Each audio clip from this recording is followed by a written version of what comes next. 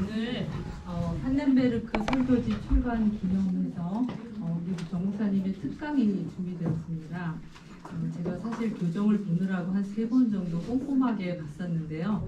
목사님께서 책이 어땠냐 이렇게 물어보셨는데 저는 목사님 설교하고 비슷해요 이렇게만 말씀을 드렸어요. 그리고 제가 이번에 사회를 맡게 되면서 그래도 책을 좀 다시 제대로 한번 읽어봐야 되겠다 생각해서 한 주 동안 좀 꼼꼼하게 다시 봤거든요. 그랬더니 느낌이 아주 많이 달랐습니다. 교정 볼 때는 문장 하나하나 보고 뭐 가독성이나 또는 뭐 지나치게 이렇게 반복된 거나 이런저런 걸 찾다 보면은 말씀의 깊이에는 들어가보지 못했던 것 같아요. 그래서 이번에 다시 읽어보면서 그동안 목사님 말씀으로 늘 많이 들었던 것 중에서도 또 저에게 또 깨우침이 있었던 것도 있었고 또 어떤 것들은 완전히 새로 배우게 된 그런 내용도 좀 있었어요. 특히 그 자기 십자가라는 그 뜻을 좀 더 정확하게 이번에 좀 알게 됐었고요. 사랑의 능력이라는 그 설교문이 있어요. 거기에 보면 은사와 사랑을 비교해서 이렇게 말씀해 주시는데 그 사랑이 평소에 그 내가 연습해서 노력해서 될 수 있다고 생각했던 그런 것들이 정말 잘못됐고 성령의 바람처럼 내게 이렇게 불어오는 것이라는 것도 새롭게 깨닫게 됐습니다. 그래서 오늘 이 자리가 더욱 귀하게 여겨집니다. 우리 목사님 모시고 특강을 들을 텐데요. 요거 다 끝나고 그 질의응답 시간이 준비되어 있습니다. 그리고 우리 정윤수 목사님께서는 대구 성서대 아카데미 원장으로 계시고 또 대구 샘터교회와 서울 샘터교회에서 설교 목사로 지금 활동하고 계십니다. 자, 그럼 목사님을 환영의 박수로 모시겠습니다. 전체 주제는 하나님 경험과 판넨베르크 설교예요. 이 두 개가 하나가 된 겁니다. 그러니까 판넨베르크는 하나님만 이야기하는 거예요. 그거 뻔하지. 목사가 하나님 얘기해야지. 목사가 하나님 얘기하지 않습니다. 설교가 하나님 얘기하나요? 신자들이 어떻게 하면 잘 교회 봉사하냐? 어떻게 은혜 받냐? 뭐 그런 쪽으로 가는 거예요. 사람에 대해서 얘기하는 거예요. 엔트로폴로지예요. 그게 이제 심리적으로 잘 포장되면 이 대중심리에 의해서 쏠리게 돼. 근데 그거 분위기 자체가 좋은 거예요. 경배와 찬양, 예를 들자면 경배 찬양이 다 나쁜 건 아니에요. 근데 그런 분위기에서 내가 정말 은혜 받고 있는 것 같네, 그렇게 느끼는 겁니다. 하나님 설교 되는 데를 제가 별로 많이 보지 못했어요. 이 판넨베르크는 하나님만 설교합니다. 물론 다른 이야기도 있는데 그 바탕에는 하나님인 거예요. 제가 오늘 설교 중에 누구든지 자기를 높이는 자는 낮아지고 자기를 낮추는 자는 높아진다고 얘기했잖아요. 이거는 경구처럼 들려요. 착하게 살아야지, 뭐 예를 들자면 겸손해야지 이렇게 들리잖아요. 그래서 신자들이 사회에 나가서 겸손하지 못하고 교만해갖고 선교도 안 되고 뭐 이런 쪽으로 설교하지 않겠습니까? 그게 아니라 그렇게 안 된다는 거를 제가 설교 시간에 얘기했어요. 교양 아무리 쌓아봤자 그거는 조금 외모가 괜찮아지는 겁니다. 이게 하나님 경험을 이야기하는 거예요. 하나님 경험이 있어야만 주제 파악이 되는 겁니다.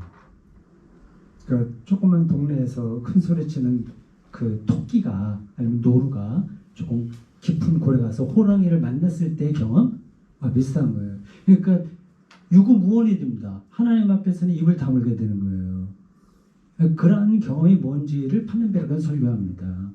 그러니까 그 앞에 사회자가 그 사랑의 능력 그 대목을 이야기하면서 그 믿음과 사랑까지 구분하잖아요. 그러니까 은사와 사랑은 질적으로 다른 거란 말이에요. 그 은사는 자기 노력을 해야 되고 그래서 키워나갈 수 있고 이게 다 은혜긴 은혜예요. 그 은혜와 은사 뭐 비슷한 말이잖아요. 그 믿음까지도 뭐 구제하고 누구 도와주고 이건 다 은사예요. 은사. 근데 바울은 사랑장에서 이런 것들도 자기 몸을 불사르게 내어줄지라도 사랑이 없으면 아무것도 아니야. 얘기하잖아요. 이게 도대체 뭐지? 우리는 희생 봉사하고 뭐 예화에 많이 나오지만 자기 아들을 죽인 살인자를 자기 아들로 데리고 오고 예를 들자면 그렇게 자기 몸을 불사르게 내어주는 거 이게 사랑인 줄 알고 신앙 경험인 줄 알고 있었는데 파넨베르크는 아니라는 거예요. 그게 사랑이 아니라는 겁니다.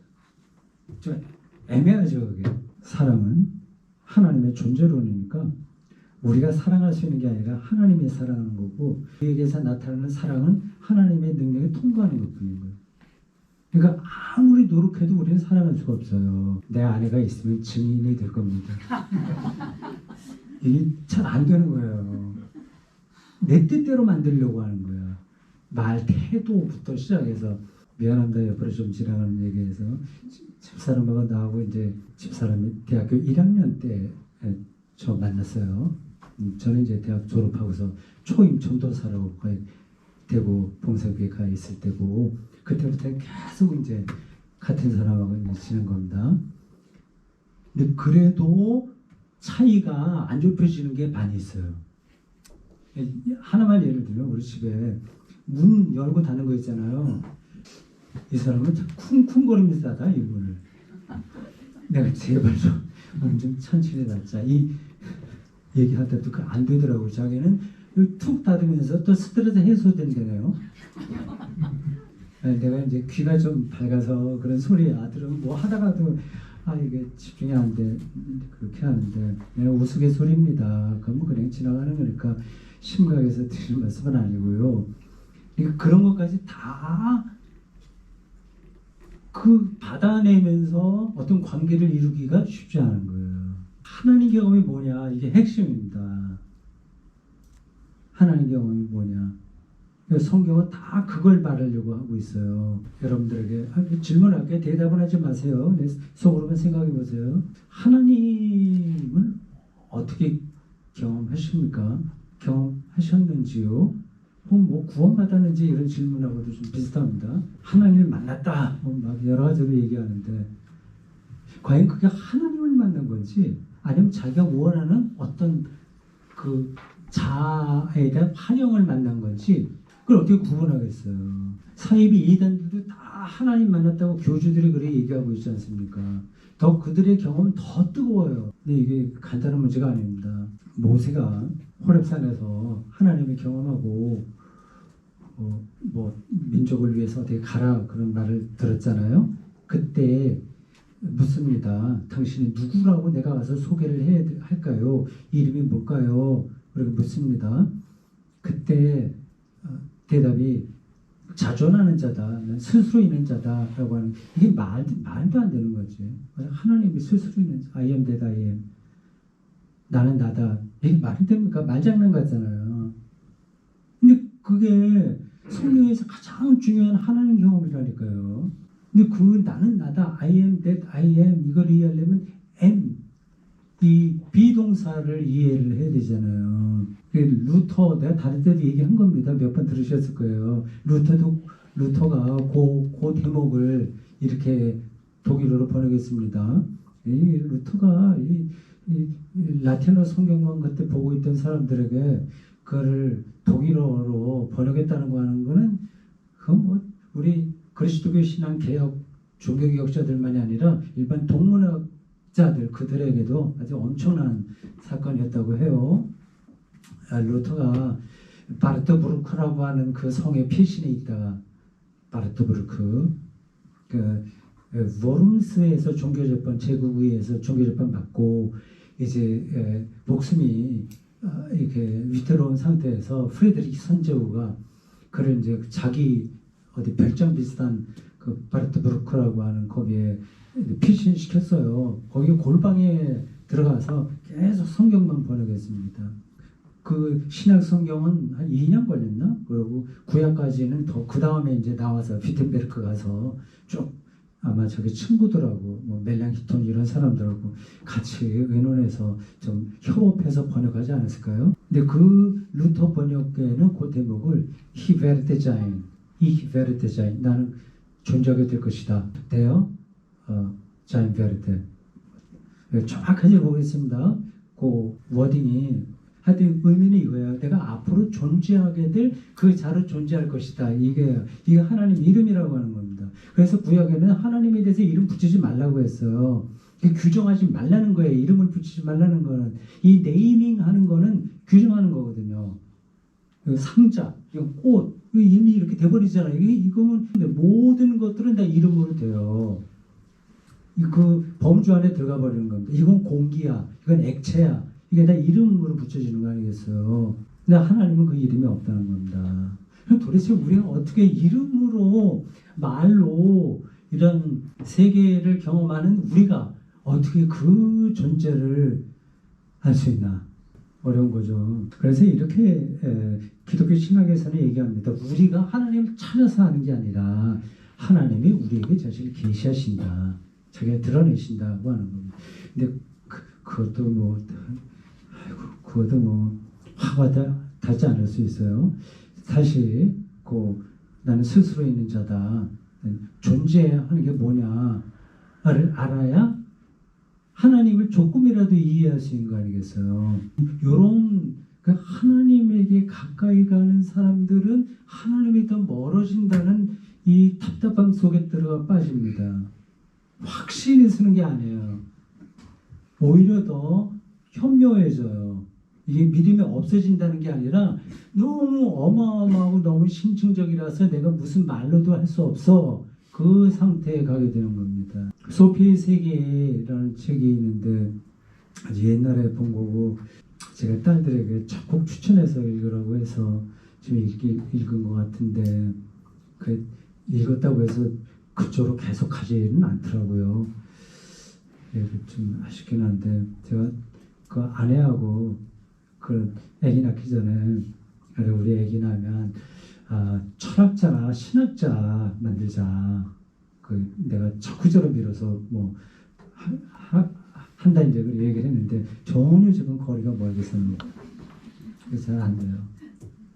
소피의 세계에 아버지가 딸에게 들려주는 철학 이야기거든요. 여러분들 청소년 자녀들 있으면 꼭 읽혀보십시오. 그래서 아버지가 딸에게 철학자의 실존을 이렇게 표현하는 게 제가 기억에 남아요. 커다란 동물이 있다. 코끼리라도 좋아요. 네, 거기에 세균들은 다 그 동물의 따뜻한 그 피부에 딱 붙어서 피 따뜻한 거 빨아먹고 산다. 근데 그 중에 한 마리 세균이 그 동물의 털 끝으로 기어 올라와서 털 끝에 서서 다른 세계를 보는 거라는 거죠. 털 밑에 피부에 붙어 있으면 따뜻하고 좋아요. 전통적으로 내려오는 방식으로 그 안에서 세균들이 살면 됩니다. 늘 익숙해 모든 것들이. 숲처럼 이 털들이 많이 있고요. 친구들도 있고 다 좋아요. 근데 털 끝으로 올라와 보니까 상전벽해지. 완전히 털로만 된 아득한 지평선, 수평선 같은 것들이 무한하게 펼쳐져 있는 게 보이는 겁니다. 이게 이제 철학자다. 이게 저게 뭘까? 그렇게 궁금하게 생각하는 게 철학자다. 그렇게 이렇게 비유적으로 설명을 하더라고요. 그런 경험들을 우리가 죽을 때까지 해야 됩니다. 사실은 하나님을 믿는다는 것은 그런 철학자들보다 더 궁극적인 것에 대해서 질문해야 되는 거예요. 사실은. 그래서 I am that I am 이런 문장까지 나온 거 아니겠습니까? 근데 그게 아니라 기껏 해봐야 종교적인 처세술 배우는 거로 신앙생활을 마무리한다면 그건 불쌍한 거죠. 이거 보석인데 이게 이제 보석 알아보지 못하고 막 그릇으로 쓰는 거하고 비슷한 겁니다. 기독교는 정말 보석인데 그걸 못 알아보고 이렇게 허투루 쓰는 거니까 안타까운 거죠. 그렇게 살아도 됩니다. 그래도 건전하게 인격적이고 또 협동하고 잘해서 살아도 돼요. 그러나 근본은 모르는 거지.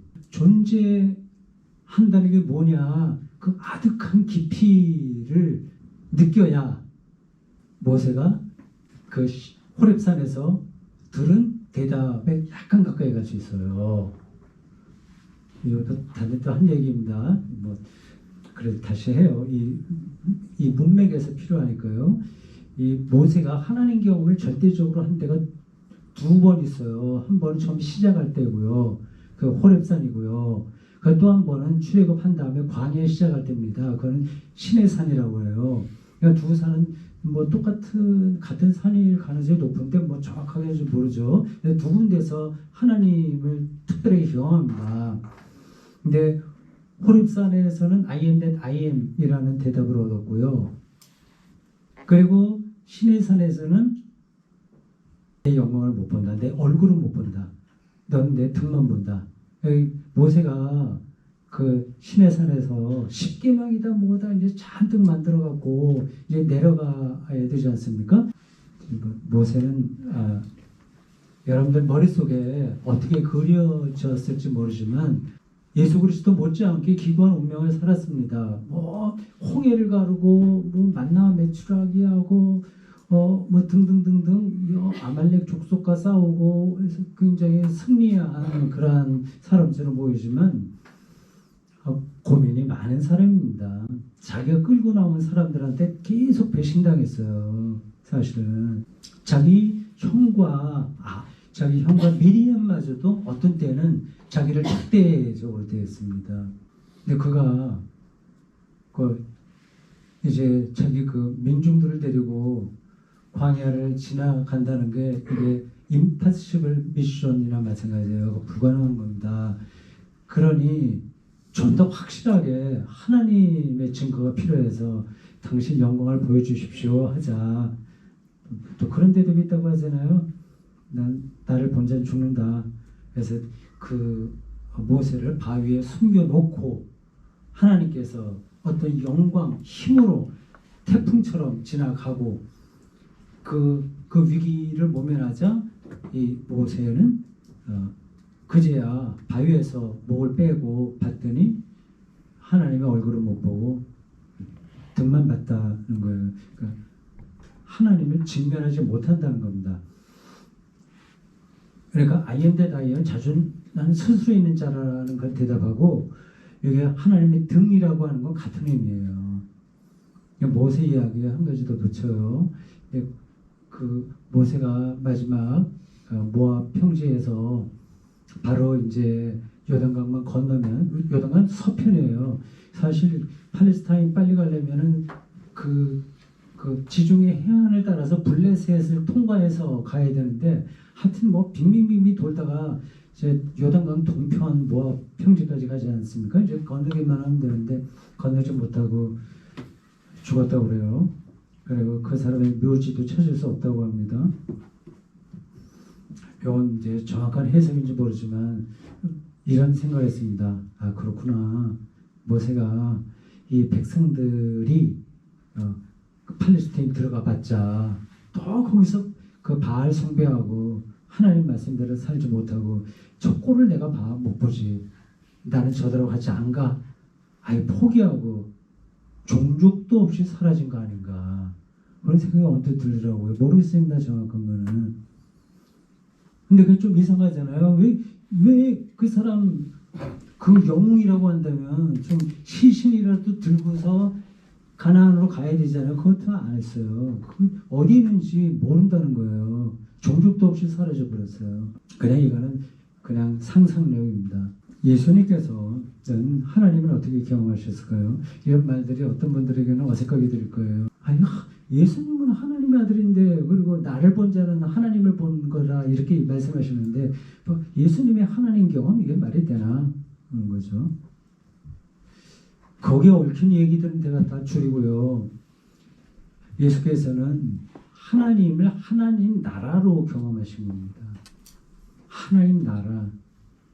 그 모세의 이야기의 결론 이게 어떤 뜻이다라고 하는 걸 내가 충분하게 설명하지는 않았어요. 은혜 대우를 두겠습니다. 예수님께서 첫 마디가 바실레아 투데우 하나님 나라가 왔다. 혹은 바실레아 톤 오라논 왔다 말씀하시잖아요. 이 파넨베르크 설교에도 계속 그게 반복이 됩니다. 지금 여러분들 다른 건 생각하지 마세요. 하나님 나라가 왔다고 했는데 바실레아 하나님의 통치 이 바실레아가 얼마나 역동적인 단어인지 지금 이제 다 놓쳤습니다. 그걸 그냥 어디 죽어서 천국 간다는 그런 생각으로 머물러 있어요. 바실레이아가. 이게 공간이 아니라 통치와 힘이고 운동이고 기거든요. 이거 하나만 생각하세요. 예수께서 분명히 하나님 나라가 왔다. 가까이 왔다. 가까이 왔다고 하는 건 이미 왔다는 겁니다. 그걸 확인해 봐야 될 거 아니에요. 뭐 하나님이 오신 증거예요. 그걸 찾는 게 기독교 신앙의 핵심입니다. 판넨베르크도 계속 설교집에서 그 수없이 얘기해요. 하나님 나라에 대해서요. 저희 이 판넨베르크 설교집 한 10군데 제가 짚으려고 여러분들에게 미리 말씀드렸고요. 기독교사 아까 사이트에다가 알려드렸고 오늘 기차에서 오면서 졸리는 거 억지로 참고 거의 다 이제 한 대목씩 잡았습니다. 찾았어요. 그 일일이 지금 제가 말씀드릴 수는 없겠네요. 근데 뭉뚱그려서 말씀드릴 수밖에 없습니다. 우리가 기독교 신앙을 한다는 것은 그냥 종교적인 교양이 아니잖아. 이건 동아리가 아닌 거예요. 이건 자기의 실존 전체가 거기에 들어가는 문제거든요. 그러니까 죽냐 사냐의 문제입니다. 그렇다면 저희는 어영부영 친구 따라서 교회 가고 누구 기분 좋고 내가 교회에서 봉사해갖고 권사되고 장로되고 또 사람들에게 인정받고 이런 걸로 신앙생활 할 수는 없는 거잖아요. 그건 얼마나 시시해. 그건 사람들이 빈말로도 많이 얘기하는 건데 그런 교회 부흥을 위해서 어떤 조직해서 그렇게 들어가도록 하는 거 많이 있잖아요. 이게 정치에는 그런 게 많이 있죠. 요즘은 점점 더 정치가 선동으로 떨어지는 것 같아서 약간 좀 마음이 불편합니다. 저 사람들의 정치적 욕망에 내가 왜 무관심한 게 아직은 지금은 난 것 같아요. 현재 상황이. 제가 정치에 무관심한 사람은 아니에요. 대구 지역에서 에큐메니컬 운동을 제 30대에 그 현풍 제일교회 목회할 때 1986년에 거기 담임 목사로 새롭게 시작하는 교회 갔습니다. 그때는 이제 성결교회 목사였죠. 2000년까지는 성결교회 목사였습니다. 대구 지역에서 에큐메니컬 초교파 운동을 열심히 했습니다. 그래서 1987년도인가 그때 데모도 같이 하고 목사들 모여서 식구 기도해야 하고 최루탄 가스도 많이 마시고 그런 것들은 계속 했고요. 지금도 에큐메니컬 운동은 계속 하고 있습니다. 거기 이제 합동 통합 기장 있고요. 어떤 데 성공의 구세군 루터교 구세군은 제가 별로 많이 못 본 것 같은데 있긴 있었어요. 내가 지금 있었습니다. 구세군도요. 그런 운동들을 했어요. 제가 운동권은 아니지만 정치가 바로 돼야 된다는 생각은 오랫동안 했었고 지금도 참여하고 있습니다. 지난 월요일 날 에큐메니컬 모임이 있었어요. 그 대구에서 그때 이제 설교집 가져와서 거기 참석한 목사님들 한 곳씩 다 드렸습니다. 근데 지금 정치가 돌아가는 걸 보면 이게 좀 정남이가 떨어지기도 하고 지난번 대통령 선거 때 비호감 선거라고 했잖아요. 누가 더 비호감이냐 그런 거 같은데 그래서 좀 그렇습니다. 근데 무슨 얘기하다가 여기까지 맞죠? 하나님 나라예요. 우리가 그냥 동호인, 종교 동호인 칭찬받고 저 뿌듯하고 내 평생 이렇게 교회에서 어떤 일을 했어. 이것도 좋은 거예요. 꼭 나쁘게만 생각하지 마세요. 근본을 얘기하려다 보니까 상대적인 거라서 그렇게 말씀드립니다. 거기에 머물러 있을 수는 없잖아. 그럼 보통은 머물러 있어도 돼요. 괜찮아. 근데 눈이 밝은 사람은 그게 안 되는 거야. 목이 말라서. 도대체 이게 뭐지? 도대체 자꾸만 그런 생각이 들어서 머물러 있을 수가 없습니다. 근데 그런 사람들은 이제 계속 가야지. 순례자처럼. 여기서 핵심은 바실레이아예요. 하나님 나라가 왔다고 예수께서 말씀하셨고 그 하나님 나라의 근거에서 예수님께서 활동하셨는데 지금은 하나님 나라가 어디 있다는 거지? 어떻게 우리가 경험하지? 이런 겁니다. 어떻게 생각하세요?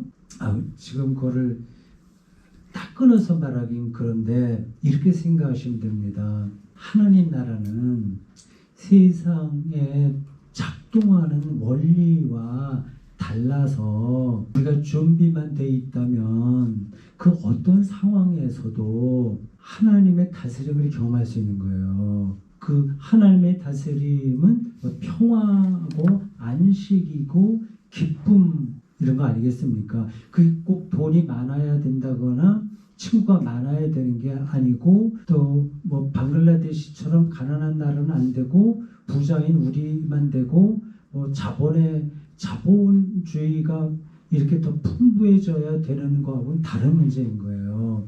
이게 처음에 말씀드렸던 것 같은데 우리가 생각하고 계산하는 거하고 다른 방식으로 이 생명의 세계에 개입하시는 힘, 개입하는 힘, 그게 이제 하나님 나라입니다. 말을 너무 힘들겠죠. 전달이 됐는지 모르겠습니다. 제가 설교 시간에 그 예화를 들었죠. 브랜드에 있는 백화점 그 계산 캐시어라고 하나요? 그 하는 여자분과 여사장하고 비교했어요. 하나님은 우리의 예상하고 다르게 우리와 함께 하시는 겁니다. 그걸 임마누엘이라고 해요. 임마누엘. 하나님이 함께 하십니다. 제가 평생 동안 설교하다 보니까 여러 번 얘기했잖아요. 근데 지금은 조금 더 그게 와닿아서 정말 마음이 편해졌어요.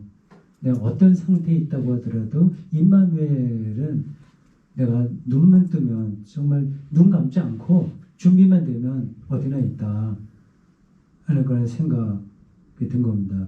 그걸 여러분들이 더 찾아야 되지 않을까요? 하실래요?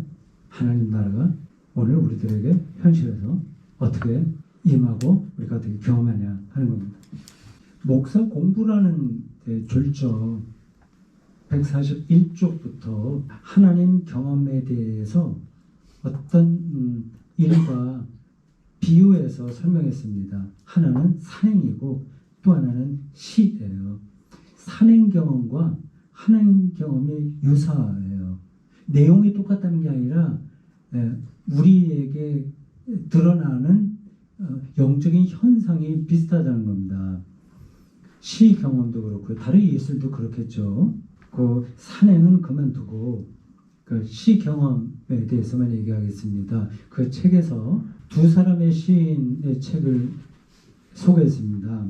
하나는 노병화 선생님의 서신 묶음집이에요. 1977년에 나왔고 제가 78년에 3월인가 4월인가 샀습니다. 그때 제가 전도사로 대구에서 1년 활동하다가 대학원 간다는 핑계로 올라와서 저쪽 서울역 뒤편 어디에 있는 성결교회에 학생의 청년들을 맡아서 활동할 때입니다. 시에 대한 조병환 선생이 교수잖아요. 경희대학교인가 어딘가. 그러니까 어떤 젊은 시인하고 편지 왕래한 내용이 있습니다. 이것도 정말 저에게 크게 깨우침을 주는 그런 책이었어요. 그때 이제 그 조병환 선생이 그 젊은 시인에게 그렇게 얘기합니다. 곧 시인이 되라. 시인의 영혼, 시의 본질 추구. 그런 얘기 쭉 하더라고요. 그러니까 목사도 하나님을 경험하는 사람, 영혼이 살아있는 사람, 상투적인 의미에서 영혼, 혼자 잘났다고 자기가 은혜 다 받은 것처럼 그런 식이 아니라 정말 자기가 그 깊이에서 하나님을 경험한 시인의 감수성, 그런 게 목사에게도 필요하구나 하는 생각을 했습니다. 또 한 사람은 안도현이라고요. 가슴으로도 쓰고 손끝으로도 써라. 이것도 시에 대한 그 안내서입니다. 그분이 한겨레 신문에 오랫동안 연재했던 2008년도인가 그때 한 걸 묶어서 낸 거예요. 그때 그분을 통해서 시 경험이 하나님 경험하고 왜 이렇게 닮아있나 하는 생각을 했습니다. 시 하나 읽어드릴게요. 한민복 시인의 사과를 먹으며입니다. 다 읽진 않고 일부분만 발췌하겠어요. 사과를 먹는다. 사과나무의 일부를 먹는다. 사과꽃에 눈부시던 햇살을 먹는다. 사과를 더 푸르게 하던 장맛비를 먹는다. 사과를 흔들던 소술바람을 먹는다. 사과나무를 감싸던 눈송이를 먹는다. 말이 되나요? 이 세계가 그만큼 다층적이고 유기적이고 심층적입니다. 어떤 시인은 또 그런 표현을 했더라고요. 비가 오는데 이게 비 얘기했나 뭐 내 시냇가 얘기했나 그게 그 티베트 공원 어디에서 그 빙하가 녹은 물이 지금 내가 마신다. 아니면 거기서 불던 바람을 지금 내가 온몸으로 맞는다. 이런 상상력이 가능해요. 이런 상상력이 가능하지 않으면 하나님께 오면 안 되는 겁니다. 사과 위를 지나던 벌레의 기억을 먹는다. 사과나무에서 울던 새소리를 먹는다. 사과나무 잎새를 먹는다. 사과나무 집 딸이 바라보던 하늘을 먹는다. 사과의 수액을 공급하던 사과나무 가지를 먹는다. 사과를 지탱해온 사과나무 뿌리를 먹는다. 사과의 씨앗을 먹는다. 사과나무의 흙을 붙잡고 있는 지구의 중력을 먹는다. 사과나무가 존재할 수 있게 한 우주를 먹는다. 앞뒤로 더 많이 있어요. 시인들도 이 세계를 이렇게 현묘하게 경험하는데 아득하게 경험하잖아요. 그럼 이런 사람들에게는 장관 할래 안 할래 이걸로 유혹이 안 되는 겁니다. 사과 하나로 우주 전체와 결합되어 있는 걸 느끼는데 그거는 실제가 아니지. 그냥 낭만적인 감수성, 시인의 상상력에 불과하지. 그렇게 생각하시면 오해입니다. 이 세계는 우리가 아직 다 몰라요. 어떻게 이게 구성되어 있는지, 어떻게 작동되는지를 몰라요. 그러니까 이 사과를 먹으면서 내 여자친구 순이가 그 사과 나무 위로 보던 하늘을 먹는다고 하는 게 리얼리티일 수 있어요. 하나님을 얘기하는 사람들은 그것보다 더 나간 거라니까요. 그러니까 I am that I am 이런 대답을 왔잖아요. 성경은 그 세계를 아주 어두워요. 모르니까 어둡다는 거예요. 안개야. 그 아브라함 경험에도 그런 게 많이 나오잖아요. 어두워요. 자신감 정말 어둡습니다. 이게 거기를 뚫고 이제 하나님이 어떻게 존재하는가 그거를 붙들려고 온갖 힘을 썼던 사람들이 이제 영성가 이 성경 기자들이라고 할 수 있는 거죠. 판넨베르크 설교에 대해서 제가 졸고로 오래전에 기독교 사상에 섰습니다. 그 내 이야기도 오늘 할까 했는데 시간상 안 하겠습니다. 그때의 제목이 설교의 메타노이아였습니다. 방향 전환이에요. 회개하라. 메타노이아. 그러니까 사람에게서 하나님에게로 방향을 전환하는 거죠. 오늘 여기 판넨베르크 설교에서 몇 대목 조금 이따 제가 집행하겠는데 그 예수님께서 가족 부인하고 뭐 친구 떠나고 소유 버리고 다 버리고 그리고 나를 따르라고 하는 말씀이 있지 않습니까? 이게 좀 이상한 얘기 같아요. 아주 근원적인 건데 이겁니다. 우리 인간들이 가장 결속력이 있다고 하는 그 사실에 묶여있는 한 하나님 나라를 경험할 수 없다는 겁니다. 우리는 가족을 가장 중요한 가치 있는 공동체로 여기잖아요. 예수께서 그거를 허문 건 아니지. 근데 어느 대목에서 그 말씀을 하신 거예요. 아버지 버리고 엄마 버리고 뭐 가족도 버리고 그렇게 하고 소유는 나를 따르라. 소유 뭐 그렇게 하셨잖아요. 예수님께서 왜 그런 말씀하시겠어요? 근데 원수까지 사랑하라고 하신 말씀인데 그 말씀은 근데 그런 말씀을 두고 사이비 뭐 교조 이단들이 그래 다 필요 없어. 우리 이쪽으로 와. 우리가 방주야 뭐 이런 식으로 하는 건 잘못인데 그러한 그 말씀으로 하려고 하는 어떤 세계가 있는 거예요. 그 하나님을 섬기는 거하고 돈을 섬기는 거 같이 못한다는 말씀과 같은 거예요. 이게 인간적인 관계가 정말 소중한데 이 외로운 시대에 나그네처럼 사는데 같이 순례자 동행하고 도반처럼 소울메이트처럼 사는 게 얼마나 필요해요. 그런 면에서 교회 공동체는 소중한 겁니다. 가족도 소중하고 다 소중하긴 하죠. 그러나 아주 궁극적인 그 차원에서 본다면 그런 것들도 이제 포기를 해야 되는 거죠. 포기한다는 게 정말 무시하는 게 아니라 절대적인 위치에서 이제 내려와야 된다는 거예요. 그러니까 하나님 나라가 도대체 뭐기에 그것들을 다 내려놓아야만 가능하냐. 그걸 붙들어야 될 거예요. 그걸 생각을 더 하셔야 될 거예요. 어쩌면 우리가 지금까지 신앙생활을 하면서 경험했다고 하는 것들은 정말 하나님 나라가 아닐 수 있습니다. 가짜 보석일 수 있어요. 그게 마음 편하거든. 근데 우리가 이렇게 일상에서 열심히 살아야 되는데 어떻게 그런 것들을 다 상대화하고 하나님 나라 통치 그것만 절대하며 살 수 있냐. 그러면 현실적인 어려움이 있긴 있습니다. 그래서 저도 설교자로서 신자들에게 어디까지 그 말을 해야 되는지는 좀 힘들어요. 그리고 어떤 결단 같은 거를 저는 생각하지도 않습니다. 뭐 해라. 아예 그거는 저의 관심 밖에 그렇게 해도 되지도 않고요. 그걸 각각 사정이 다 다르기 때문에 그거를 어떤 기준을 삼아서 꼭 이렇게 살아야 된다고 말할 수 없습니다. 내가 알고 있는 한도 안에서 하나님 나라가 뭐냐, 하나님이 어떻게 존재하냐, 하나님과 만난 사람의 영적인 상태가 뭐냐, 그런 것들만 조금씩 이제 얘기할 뿐입니다. 근데 핵심은 제가 그 세계를 흘깃봤다는 거예요. 정말 다 본 게 아니라 이렇게 말하면 사이비처럼 들리긴 한데 그걸 직면하지는 못해요. 근데 흘깃 번개처럼 그 하나님의 통치가 이런 거로구나 하는 거를 느낍니다. 근데 그게 또 지나가 버려요. 왔다 갔다. 그렇죠. 뭐 어쩔 수 없어요. 죽을 때까지 그 한계를 안고 살 수밖에 없는 것 같습니다. 근데 중요한 건 그게 있는 거예요. 하나님 나라가 여기에 있는데 기억하세요.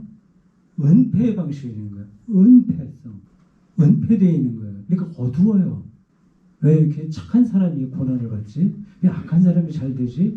이런 거 보면 하나님이 살아있기는 그냥 이거 뭐 이 세상은 난장판으로 돌아가네. 왜 기도 많이 하는데도 왜 응답이 없지? 파네베르그 설교에 나올 겁니다. 응답 안 되는 걸 이상하게 생각하면 안 돼요. 어디 구체적으로 파네베르그 설교집을 제가 확인을 해드려야겠네요. 38쪽부터 아주 짧은 새벽 아침 기도회에서 하는 설교입니다. 1960년 5월 9일이에요. 파넨베르크가 1928년생이니까 30대 초반인 것 같습니다. 도퍼탈이라고 중부 독일에 있어요. 라인강 변에 있습니다. 도퍼탈 신학교에서 아침 기도회를 한 짧은 설교입니다. 사랑하는 신학생 여러분, 이렇게 시작하잖아요. 그 패러그래프, 첫 번 패러그래프 좀 밑으로 내려오면 이런 말이 나옵니다. 우리 삶에는 그 어떤 강제적인 능력이나 자연 법칙만이 아니라 예상할 수 없는 사건이, 즉 하나님에게는 불가능한 일이 없다는 사실을 의미하는 그런 사건이 항상 거듭해서 일어나기 때문입니다. 그거를 잘 봐야 돼요. 대구선교 아카데미 사이트에 와서 여기서 정말 기독교 신앙의 본질을 정말 새롭게 많이 깨달았네. 뭐 이렇게 그렇게 생각할 수 있잖아요. 근데 그런 분들이 이렇게 알게 된 것도 우연하게 된 겁니다. 그게 정해져 있는 게 아닌 거예요. 그런 일들이 우리 삶에 많이 일어나고 있습니다. 하나님이 우리 예상과 다르게 우리 현실에 개입하는 방식이죠. 39쪽 기도에서 세 가지를 얘기하는데 배워야 될 점, 생각해야 될 거 세 가지 얘기하는데 두 번째 거요. 우리가 분명히 해야 할 사실은 오늘 본문에 따르면 시편 기자의 요청에 대해 이상하게도 하나님이 대답하지 않았다는 점입니다. 이것은 이스라엘 사람들의 경우에서 볼 때 일반적인 상황이 아닙니다. 그들에게는 하나님의 대답이 있었습니다. 예언자와 제사장들에 의해 형성된 소위 구원 신탁입니다. 그런데 오늘날 우리는 기도 드릴 때 일반적으로 하나님의 침묵을 경험합니다. 세 번째, 39쪽 고 밑에서 넷째 줄입니다. 우리의 기도에 대한 직접적인 하나님의 목소리를 듣지 못했기 때문에 우리 앞에 놓인 길은 어둡습니다. 대답해달라는 우리의 요청에 분명한 대답이 없습니다. 이런 것들이 이상하게 생각할 게 없어요. 우리가 모르는 방식으로 하나님께서 응답하시는 겁니다. 이거는 늘 들었던 얘기죠. 일반적으로 들었던 얘기인데 그렇게 들었던 거하고는 요 푸넨베르크가 말하려고 하는 거하고는 차원이 다른 거예요. 요게 이제 참 어려움이에요. 비슷한 종교적인 언어인데 이게 말하는 사람이 더 깊은 뜻으로 얘기하더라도 언어가 비슷하니까 그게 잘 구분이 잘 안 될 수 있습니다. 하나님 나라가 이미 왔는데 그리고 그분은 통치하시는데 은폐 방식으로 하신다. 그러기에 어둡고 응답이 없을 수 있다. 그걸 자연스럽게 받아들이면서 그래서 거기서 끝나는 게 아니죠. 준비가 되면 이제 깨닫게 될 겁니다. 이게 하나님께서 나의 기도에 대한 응답이었구나 하는 것 말이죠. 한 문제만 해보겠습니다. 사랑의 능력이라고 하는 설교입니다. 사랑의 능력은 여러분들이 집에 가서 꼭 한번 읽어보십시오. 337쪽 밑에서 넷째 줄 은사에 대해서 이야기하면서요. 그에게는 이런 것들이 사랑과 절대로 비교될 수 없습니다. 왜냐하면 자연적 은사의 광채는 우리의 육체와 더불어 스쳐 지나가 버리기 때문입니다. 최선의 경우라고 하더라도 당분간 남아있는 희미한 기억일 뿐입니다. 피아노 잘 치고 예를 들자면 설교하는 것도 은사니까 책 잘 쓰고 이런 것도 다 지나가면 희미한 그림자가 되는 겁니다. 사랑이 아닌 거예요.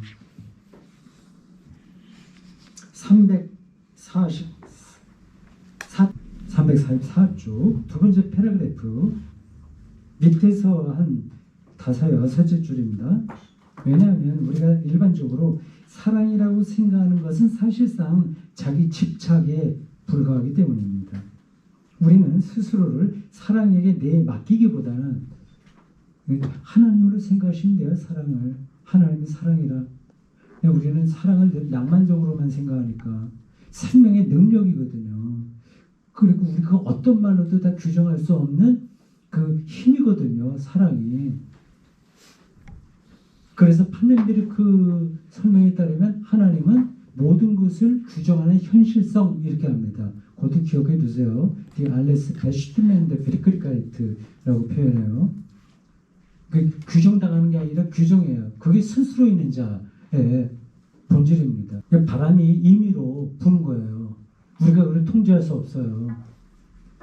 그거는 옛날 무식했을 때나 자연과학이 발전 안 했을 때만 그렇지 지금은 안 그래. 그거 잘못된 생각입니다.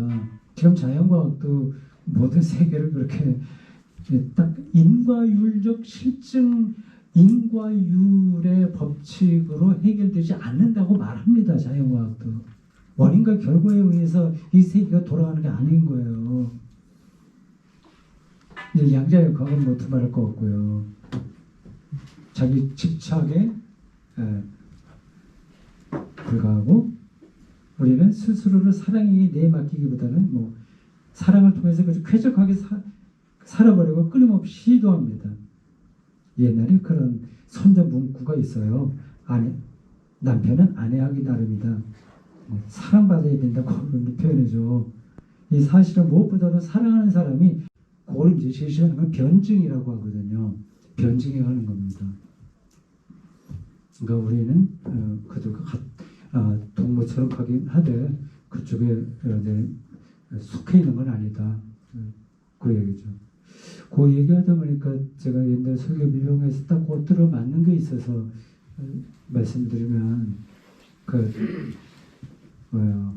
김계성 목사님 예? 청포도에 예, 예, 굉장히 시적이고 문학적이잖아요. 그러면 베스트 설교자로 제가 뽑은 분이에요.